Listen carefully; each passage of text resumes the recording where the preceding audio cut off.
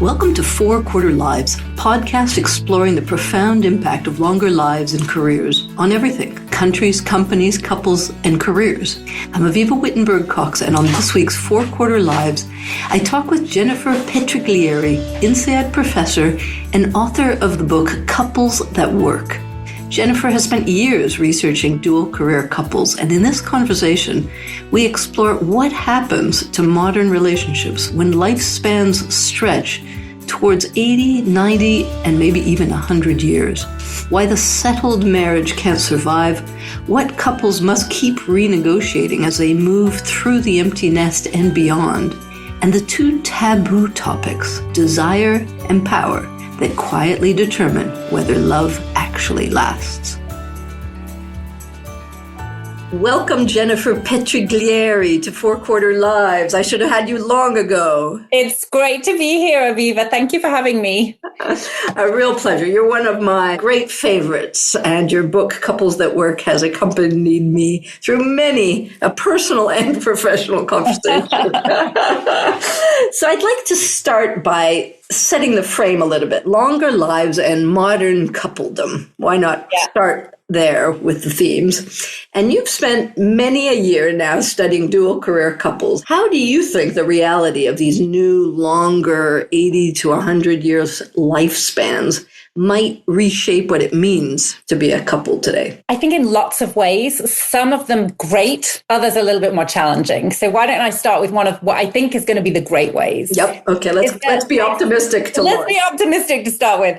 I think one of the pressures on couples, and particularly on women, for the last sort of 30 years has been this, can I have it all? And can I have it all at once? And I really think the Four Quarter Live is going to take the pressure off having it all at once. And by that, I really mean in your 30s and early 40s to having it all across a lifetime. Yeah. And I think in a couple of ways. One is just pure demographics. I think I'm probably the last generation. So I'm 50, just turned 50. I'm probably the last generation that had young children and elder parent care at the same time. I think those generations are stretching. So kind of that pressure is going to be off.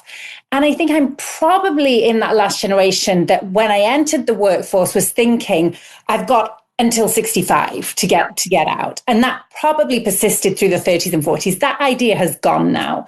So I think that is a great way that there's a sense of sequencing that just feels realistic. It's not realistic that we can push on our career up for 50 years. Yeah. That's not going to happen. And we probably don't want it either, right? Yeah. So I think that's a great thing that's going to give couples a lot more options and flexibility when it comes to their career, sequencing, their ambition. Taking turns. Yeah. Exactly.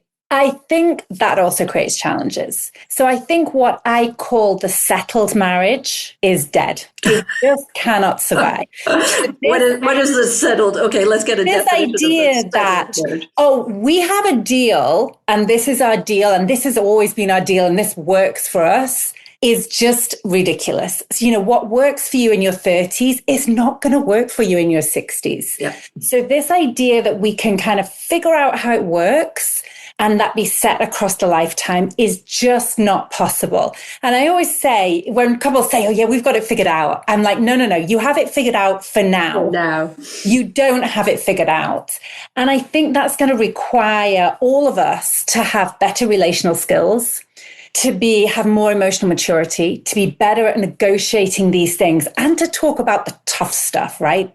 The tough stuff like, what do I really want? Who has the power? What's not working here? What's not being said? What's not being said? So that idea of the settled marriage is just not going to survive.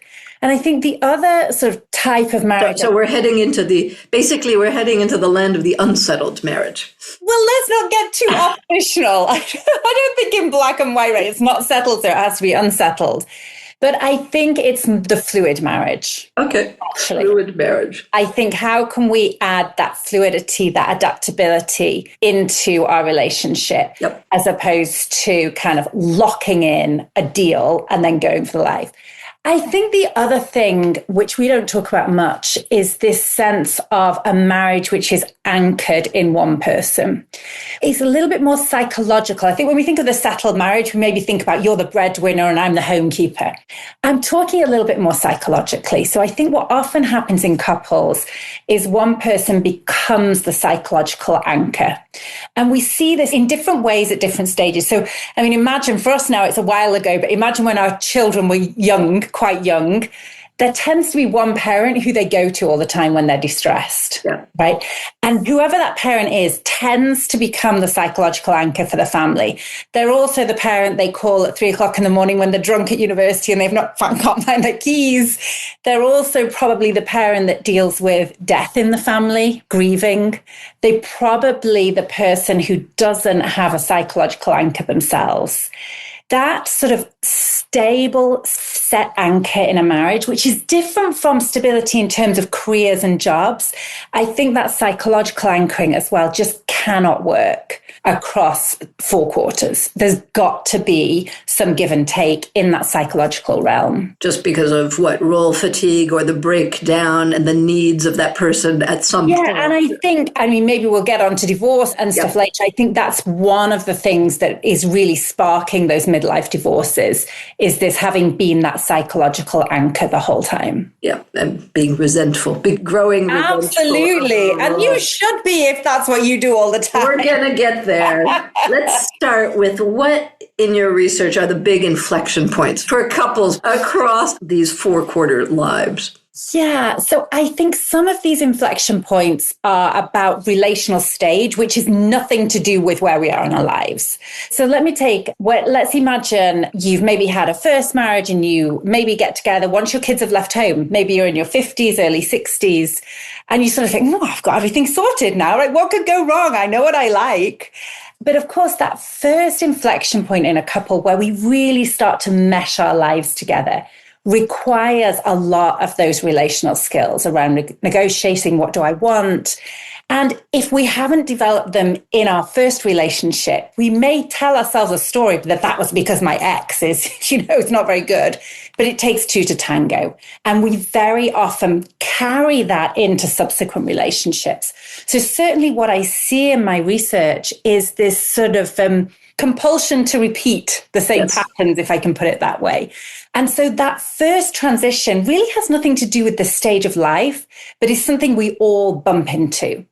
I mean, in terms of the stage of life, I want to talk about one which is salient for me right now. And I know it's something that you've been through relatively recently too, which is the empty nesting phase, which is a big transition for couples. And it's a big transition because it's a huge identity transition. What tends to happen before then is I've invested 99.9% of myself in my career and in my kids. And then the kids suddenly disappear, right? And so there's almost a process of grief that needs to happen in a couple. Who am I now that I'm not that active parent? And that can throw a lot of things up, which knocks onto careers and has the kind of double knock-on effect. So that's a huge inflection point that I think we are only just beginning to really understand and get to grips with. And it meets 2 individuals in a couple and a career that could be at very, very different trend lines. Absolutely. I also think that obviously it depends a little bit what age you have children, but it tends to be that midlife stage where our careers are shaking out. So if we think in our 30s and 40s, whatever your potential, you can tell yourself a story that you have limitless, right? That is up, up, up, up, up. By the time we get to our mid-40s onwards, even for the least self-aware of us, it becomes pretty clear what ceiling you're going to have in your career. And there's a lot of feelings around that. And I think partly that is because we're so anchored to the traditional career, it's up, up, up, up, up, or there's something wrong with us. So I think partly that's about getting to grips with, okay, what is a good career? And if it's not that, but it raises all those feelings of, is this it? Is this all I can achieve? If I can't go any further, then what? So all of these things are happening at the same time. Which is another loss, the loss of saying goodbye to. So you've lost your kids and then you lose your idea of where you were headed in your horizon. So midlife and this is often a reset moment for couples, as you say. We just saw a big report in the UK you might have seen about how women 45 to 65 are driving a surge in midlife divorces. And the big conclusion to this report was they are often, a significant group of them, much happier afterwards. What do you make of that? I'm not surprised. Yeah. I'm not surprised. We talked to them before. I think it comes partly back to this anchoring role, but certainly what I find in my research is if you really drill down to what all of us, men and women, really want more than anything, we want to be seen and we want to be genuinely celebrated. Like, I see you for who you are and for your passions, and I'm proud of you for doing that, and I'm going to tell other people about it. Now, what we find in a heterosexual couple is there tends to be a gender imbalance between being seen and being genuinely celebrated. And what I see in a lot of couples is, on the surface, they're okay, right? They are loving couples. They've been good parents. They, on the surface, support each other, right? They both contribute to the housework and stuff. It's not enough. And I think what happens, especially as our children leave home, is that becomes very, very clear that it's not enough. When the children are at home and we're busy, we can fool ourselves that, yeah, my partner's pretty supportive and he does the school run and he takes them to the doctors. We're all very good. But suddenly it becomes very clear, but hang on a minute, I'm not really seen for who I am and I'm not genuinely celebrated. So I was talking to a guy the other day, he was saying, yeah, I'm so pleased that my wife works. Like, it's so great for us as a couple. I compare it to my other friends who maybe it gives us more flexibility. And I'm thinking, that's great. But is that really how she wants to be seen, as another contributor to the coffers? Whereas other guys will come and say, my wife, she does this and she's super passionate about it and I'm really proud of her. Yep. And I went to this event with her. That's what women want. And I think that is what is very missing. And I think what can happen at this stage is for observers of those couples, it can be a bit discombobulating, thinking, oh, they seemed all right. There didn't seem anything wrong there. And that's not the issue. It's not that there was something wrong, but it was just not enough. And isn't it often, are you seeing, as I am, this strange trend in midlife that hits off in midlife in the 50s is for a lot of women, especially the kind we hang out with, the ambitious, educated kind who've been juggling like crazy in Q2, but all of a sudden the empty nest opens up an ascension career-wise that they might not have been expecting, but, they're absolutely thrilled to have more time and they go flying at a time when a lot of men might have recognized or learned about that ceiling you were talking about and might be in a slight deceleration mode. And those two energies are very hard to reconcile. Nobody's prepared for them. I think it's those two energies. I would add a third thing, which I think is we focus so much on career and kids. There's been very little me time. And I think that is a time when people want to re-energize their interest. So I don't just mean, okay, I want to sit on the couch and watch Netflix, but I want to join a choir. I want to do some volunteering. I want to join a book club, whatever it is. All these things come to the fore. And I think a lot of women get a spurt of energy, yes, in the career, but also in going out, meeting new people, joining communities. This sense of belonging that's not tied to being a mother becomes really important. And I think that can be quite threatening for men. Yeah. So I know what your answer is going to be, but I'll ask it anyways. Is divorce the only or a necessary escape valve for women trying to reclaim basically their voice and their agency? So no, I think it might be for some couples. So I don't want to be, some couples, they're so far along the road, that might be the best way out. And I'm not sort of denying that. But I think it takes a lot of work to wind it back. And I think a lot of couples leave it too late to do that work. And if I would say, what are the two things that really are not talked about in couples? The first is desire. What do I really want? And we sort of assume our partners magically know that. Well, guess what? They don't, right? And this goes across every domain. So if we think in the sexual domain, what we know is our preferences change as our children leave home. And a lot of people say, oh my God, it's just boring. Sex is boring. Well, have you said anything? No. Sort of thing. It goes to careers, right? Now I have this more time. I want to have a push. Yeah. I want to change something around here. It goes to interests. And I think we assume our partners can somehow mind read what we want. And then we get annoyed that they don't support the thing we want, which we haven't told them. So I think desire is one thing. Like, can we become better at expressing what we want without feeling guilty or ashamed or wobbly that we're trying to claim something that maybe is a reach? And, our partner might say, oh, come on, get realistic. And I think the other thing is power. And of course, power is always an issue in couples. And it's very difficult to talk about, who really has the power here and how do we switch that up a bit? And the general recognition that at midlife, many of the things you just talk about change. The desires, the emotions, and the power balance. And that's, I think, such a big shocker. And your book, Couples That Work, is a wonderful debunking of the myth that love plus logistics plus that old contract is enough.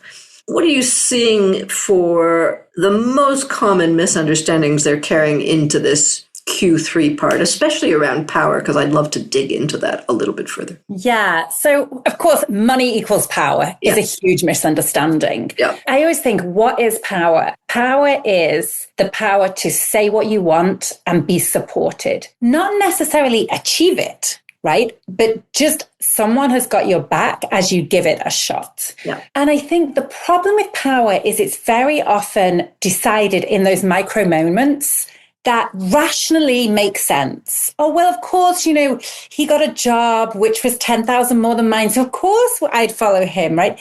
And it's this series of death by slow cuts. And then suddenly, as you said, the resentment, builds and, we're in a bit of a crisis situation. So I think that's one of the misunderstandings. It's not about money. It's not about who earns the most. It's who has the right to be supported in their desires. I think another big misunderstanding is that having raised children is enough. If we think of raising children, it is a huge project for a couple and it's very generative, right? You see these amazing beings grow and flourish. It's incredible. And then they're gone. And then what is the purpose of the couple? Like, every couple needs a purpose beyond raising little people to be big, responsible adults. Yep. And I think part of that purpose needs to be shared. It's not enough, usually, that you both have really distinct passions. There's got to be something that pulls you together. Now, for some couples, they're very into mesh. They start a business. It's like the whole thing. It doesn't need to be that. But there's got to be something, whether it's, Latin dancing or cooking or something that's bringing that couple together. And I think when couples don't have that until the kids leave home and then scrabble to develop it, it's pretty tricky. It's hard to suddenly pull something out of the bag that's not been there before. And you're still talking. What about the phase that I'm, as I age beyond you, Jennifer, and push 65 this year? Another big inflection and decoupling moment is retirement, when one or the other or both start stopping the career chapter. Yeah. And then there's that whole conversation again about what this couple is, what it becomes. And I marry that with the fact that many of us marry men slightly older than us, who then retire first and then pressure many of their partners, I hear, to kind of, come on, it's time to play golf and go traveling the world. Usually. Yeah. So I think, yes, that does happen. I also think one of the great things about 4/4 lives is that line between working and retirement is becoming a lot more fuzzy. Yeah. There are less and less people who go to work one day and the next day they're never working again. And I think that's really helping couples negotiate that boundary of, sort of going like this. So that's one thing that's really helpful. But yes, there is a difficulty when there's an age gap between couples and negotiating what that looks like. And especially when couples haven't talked about it in advance, because there can be a very strong assumption, often from the men, that when I retire, we retire. Yes. And then suddenly it becomes a shock to them that that's not what their wife just got a huge promotion as she's moving to China. I would also say and I think many couples found this in lockdown, it's pretty challenging to spend 24/7 together. Yes. But, to move from for love, but not for life, but not for lunch, that kind of attitude. Yeah. And I would go so far as saying it's probably not very healthy to go to that. So I think while we need shared projects, we also need some separate lives. And I think the problem with going cold turkey on retirement is it very often becomes, those lives are together all the time. And that impacts massive aspects of our life. It impacts sociability. It also impacts our desire for each other. One of the things which fosters our desire for our partners is distance. You tend to fancy your partner most when you see them across the crowded room, not when you're sat next to them in your pajamas on the sofa. Very true. It's when you can't have them that you want them the most. So that being together all the time is not very healthy for the basis of the relationship either. So you talk about the 3 transitions in dual career couples. I'm wondering if you can map that over this 4-quarter life expanse now. And are there then new transitions that emerge, or do those 3 repeat and we cycle through them? So I think it's a bit of both. So I first of all say people are coupling later, and I don't think that's a bad thing. So I certainly think the sort of first quarter... If at all, right? If at all, yeah. The first quarter and into the second quarter, as I say to my adult children now, have fun, try before you buy, don't settle too early. So I think one of the great things of 4-quarter lives is that first transition is coming later, right? Certainly into the 30s, maybe even, into the 40s. So there's a sort of shunting of the transitions. And then I think certainly the second and third transition I talk about in my book, one of which really hits at that midlife stage. Can you just describe what they are or name them? So So the first transition is what we talked about a few moments ago. When all couples get together, it's like, how do we mesh our lives together? That clearly is going to come wherever you couple. The second transition is really what we think of as the classic midlife transition, usually late 30s, early mid 40s. At this time where the pressure is on, right? We probably have small primary school children. Our careers are taking off. It tends to be a crunch point. If you're going for partnership, that's when it is. If you're an academic going for tenure, that's when it is. If you're transitioning to being senior vice president, that's when it is. So it's peak pressure moment. Pressure cooker going. And then the third transition is what we were talking about, when kids leave home and we sort of reorient for that last piece of our career. I think in reality, what's happening is that second transition is recycling as our careers get longer. So if we think of that third transition, yes, it's definitely about that having more time. We've talked about that. But as our careers span into our 70s, we're probably going to have 2 or maybe 3 periods of big reinvention that are independent in some way of our life stage and our caring responsibilities and these kind of things. And this is really tricky for couples because we have to renegotiate everything. So it really calls for us having those relational skills and being able to have those tough conversations and say the things we don't want to say and claim the things we want. How do you design that? I mean, what you're saying is really just better communication and relational skill. Where do we build those? Like, we don't teach them in business school, that's for sure, although we could. I do. Yeah, but who else does? Does anybody else do this in business school that you know? Is this common or becoming more common? No, it's not common. And I think it needs to be because I think this idea that our careers are separate from our lives, I mean, you and I both know is ridiculous. And if organizations want people who are focused on work when they're in work and dedicated, they need to help them manage the interface with the other side of their lives. So I do think this is partly an organizational responsibility.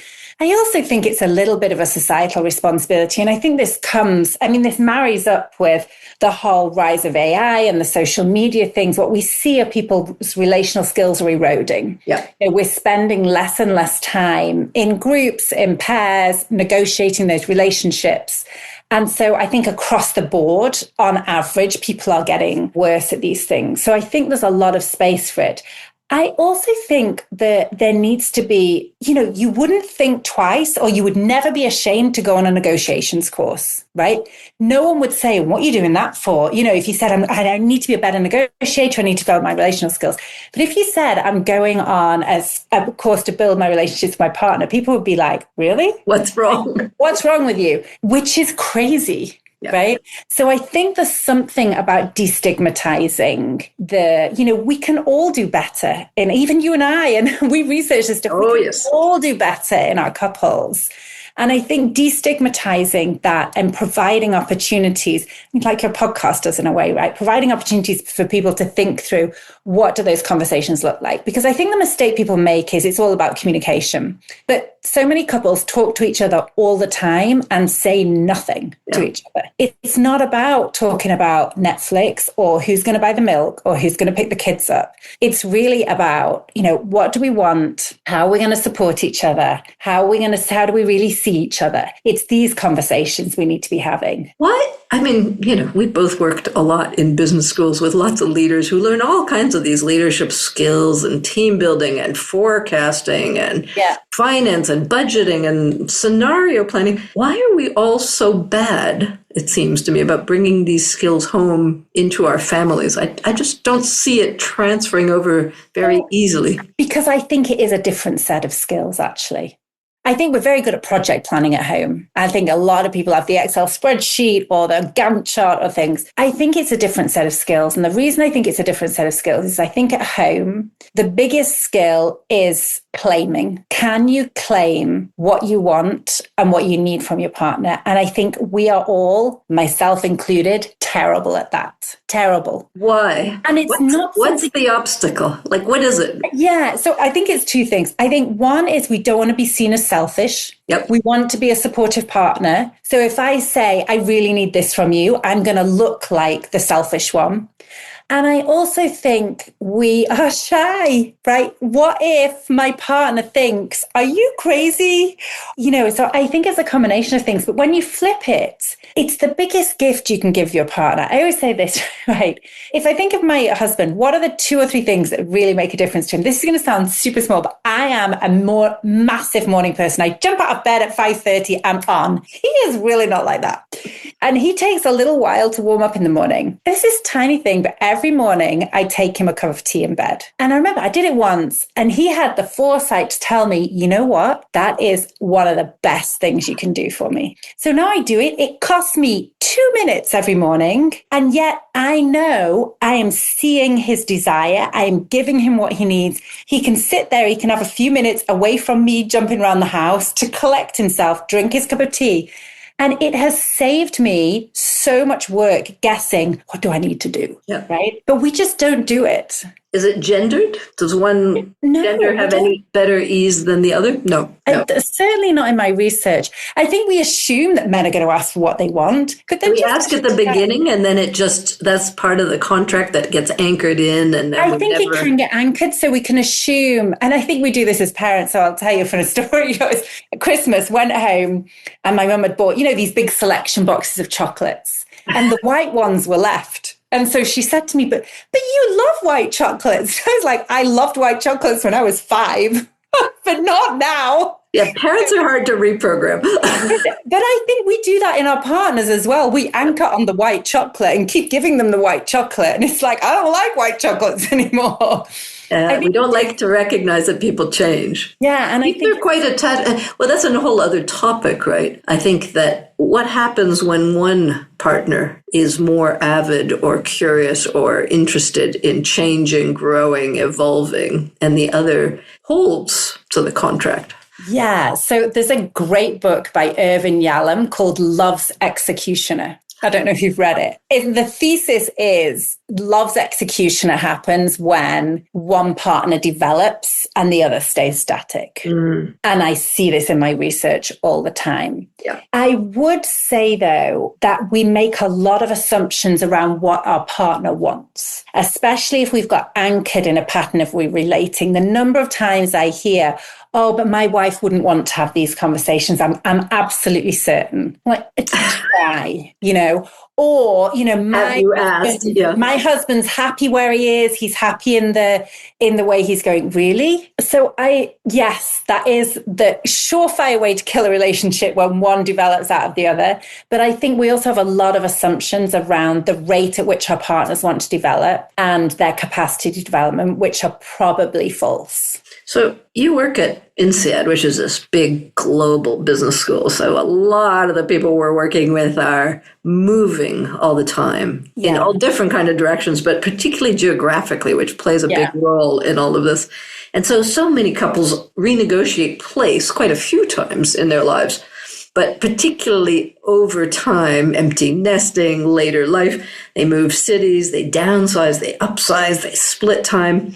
What have you learned? How do we better navigate mobility and some of its consequences in the context of all these it's such a great question. So I have a super practical piece of advice. And so one of the best things I say couples can do is to get a map of the world, the continent, the country, whatever is your range, and literally get 2 colored pens, 1 color each, and circle the places that would work for you. And only places with 2 circles are choice options. It sounds so basic, but it takes away a lot of friction from the table. So that's just a really practical way of starting to deal with this.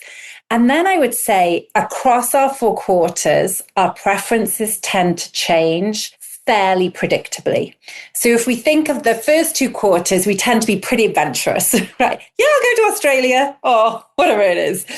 As the quarters move on, I wouldn't say we become more conservative, but we know exactly what we want. And I think we're better at projecting ourselves forward and thinking, is this place going to be good for me in my 70s and 80s? And that's not always about moving back, quote unquote, home, but it tends to be moving to somewhere a bit more mindfully of the aging process. So there tends to be a sort of shift from knee-jerk, oh, I got this opportunity in Timbuktu, let's go, to a much more mindful thinking through, with the exception of the first few years after empty nesting. So what's interesting is this, and I always say, are you going to have a second honeymoon or are you going to go for a walk in the desert, right?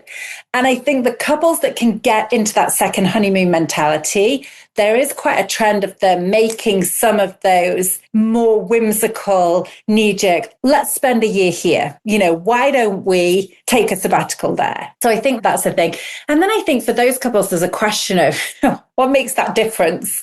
Are you the second honeymoon couple, whether it's about moving or whether it's just about your approach to that empty nesting, or are you the kind of lost in the desert couple? Yeah. I wonder too, as I listen, whether there will be a newly emergent older group that is more surprisingly adventurous. I mean, these Q3ers I'm tracking are not Q3ing like their parents did. They're likely to move into Q4 slightly differently with quite different experiences and I think motivations. When I look at, I've been talking to the adventure travel agency group recently, and 2/3 of their clients are now in their 60s and 70s, to their great surprise. Yeah. I think a lot of I'm discovering this as I get older, is you really are surprised by what age is now, and you don't know what you want. And so I'm seeing a lot of people who are sort of going, oh, I wasn't expecting to feel this good, be this healthy, be this adventurous. Well, I also think there's a trend which is then shocking our children. Yes. Which is many people, end of Q3, Q4, do not want to be active grandparents. Yep. They are very happy to see the grandchildren every couple of months. And when they're there, they're all in. But they do not want to look after them once a week. Yep. They do not want to be on call. And I think that is a big generational shift, which is quite shocking for our children who experience their grandparents as more hands-on.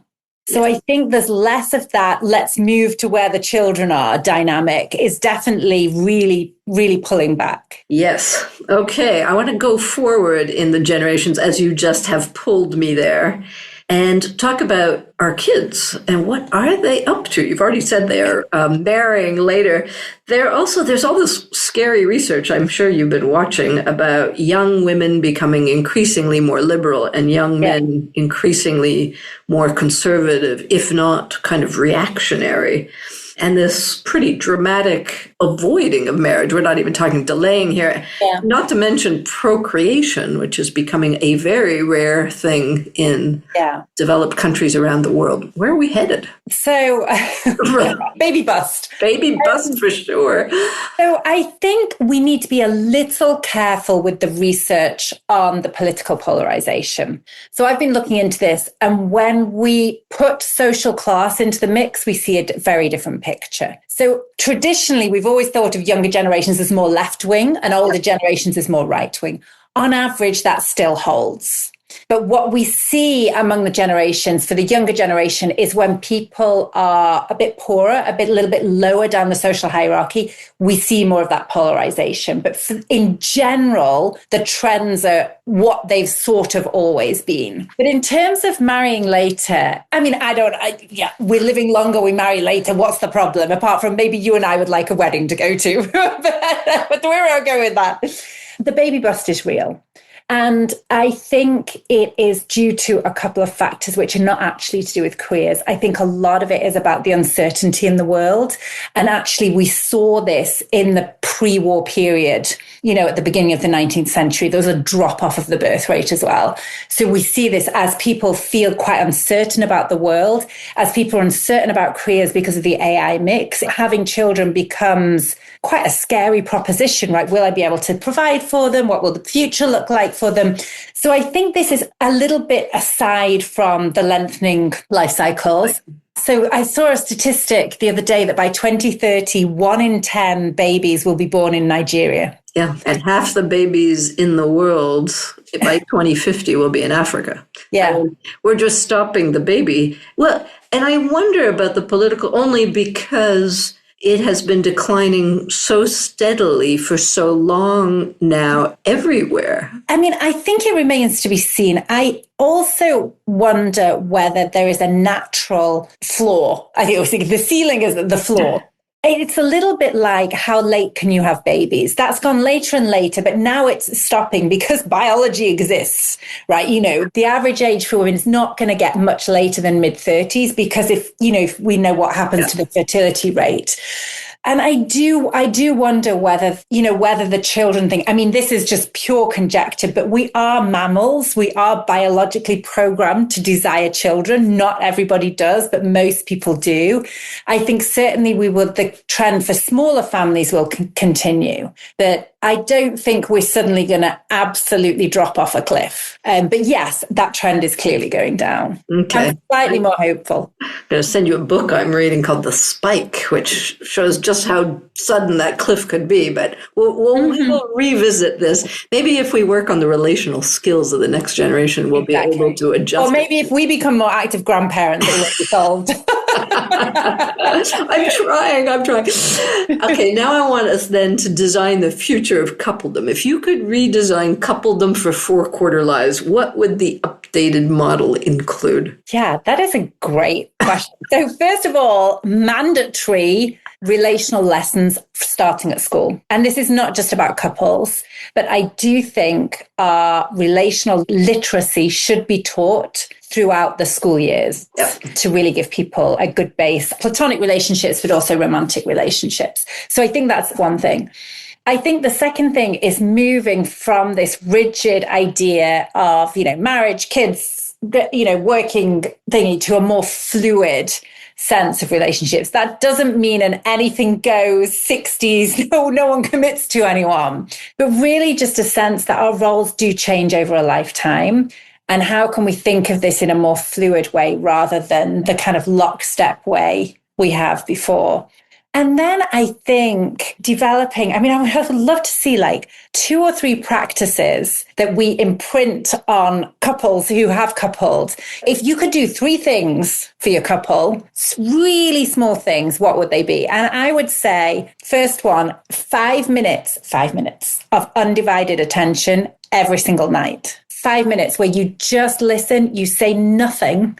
You just listen to the other person speak for 5 minutes and then you swap roles. Everyone can afford 10 minutes. Even if you have a crying baby, they breastfeed for 20 minutes. That's double your time, right? So, this kind of very small practice of undivided attention. The second practice would be saying what we need and what we want from the relationship.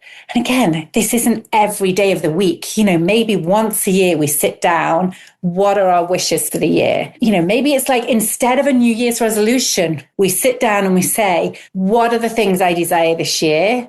How can you help me get them? Once a year, it's a really small practice. And then I think the third thing is something we're not very good at, which is gratitude. And I think that's not just in our couples, but it seems to matter exponentially in our couples. This resentment that we've sort of circled round and round very often comes from feeling underappreciated. And it takes a second to say thank you. Okay, good advice. We will refer people to that. And I want to close, Jennifer, you're just heading into Q3 yourself, turning 50. One thing that would significantly increase the odds of couples staying together. I mean, we know that the big uptick in divorce and separation is this entrance into Q3, the 50s, the 60s, the gray divorce, whatever you call it. One practice they would need? Obviously, those three things you just said will integrate. But at that particular time... I think you need to develop a shared passion. Okay. Something that you are both passionate about, that's just about you, that's nothing to do with the kids, that's probably not to do with your careers, but there's something that's all about you as a couple that you can make generative when the generative little people are out the door. That sounds pretty doable. So what's yours? May I ask? Our shared passion. We are off the charts into skiing. In fact, it snowed yesterday here and we were skiing down our street. I'm going skiing this Saturday, so I'm all there with you. But I have to leave my man behind. He doesn't ski. We'll have to find another shared passion. Jennifer, a million thanks. Couples That Work. We'll put the link to the book in the show notes. And this will be, I know, an ongoing conversation of how do we become more relationally skilled and how do we get that notion of competence to build into more educational institutions like business schools. Indeed. It would have a good impact on business if people got less separated. Oh, absolutely. Yeah. Thank you, Avivah. Thank you so much. To a wonderful 2026. If you enjoyed this conversation with Jennifer Petriglieri, author of Couples That Work, you'll find a link to her book in the show notes. Her core message is simple and demanding. In a 4-quarter life, the couple contract can't be fixed. It has to stay alive. That means learning how to talk about what you want, how power really works, and what purpose you share once the big projects, like raising children, shift or end. If this episode made you think of someone, share it with them. And if you'd like more on longevity, transitions, and living a longer life, well, you can also find me on elderberries. Until next time. For more thinking about the impact of our 4-quarter lives, you can read my column at Forbes and subscribe to my Elderberries newsletter on Substack. Let's design lives that aren't just longer, but better.